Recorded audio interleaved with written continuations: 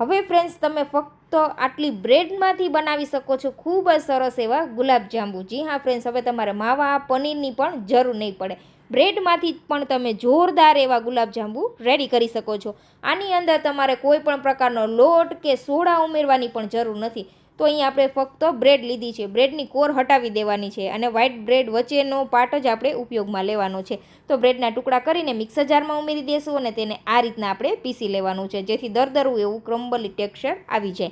તો અહીંયા જોઈ શકો છો આપણે દરદરું એવું બ્રેડને સરસ પીસી લીધું છે। આ જ રીતે સેમ બધી બ્રેડને આપણે પીસી લેવાની છે। તો આ રીતનું કંઈક મિશ્રણ આપણું રેડી થઈ ગયું છે, બ્રેડ ક્રમ્સ। તો હવે તેની અંદર આપણે 1 થી 2 ચમચી જેટલો મિલ્ક પાવડર ઉમેરી દેશું, પસંદ હોય તો ઉમેરો અથવા સ્કીપ પણ કરી શકો છો।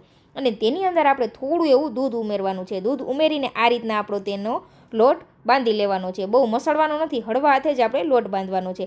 અહીંયા આપણે ખાંડ લીધી છે ચાસણી માટે, જેટલી ખાંડ છે એટલું જ આપણે પાણી ઉમેરવાનું છે। અને બ્રેડવાળો ડો હતો તેમાંથી આ રીતના મીડિયમ સાઇઝના આપણે બધા જાંબુ વાળીને રેડી કરી લેશું। તો અહીંયા ફ્રેન્ડ્સ જોઈ શકો છો ચાસણી છે તે સરસ ઓગળી ગઈ છે, તેમાં આપણે એલચી પાવડર અને કેસર ઉમેરી દેવાનું છે। ત્યાં સુધીમાં ફ્રેન્ડ્સ આપણે જાંબુ તળવા માટે અહીંયા તેલનો ઉપયોગ કરેલો છે, તમે ઘીનો ઉપયોગ પણ કરી શકો છો। તો આ રીતે ગોલ્ડન કલરના થાય ત્યાં સુધી આપણે જાંબુને તળી લેવાના છે। તો અહીંયા મધ જેવી ચીપચીપી થાય ચાસણી ત્યાં સુધી જ આપણે તેને ઉકાળવાની છે અને પછી આપણે તેને ઠંડી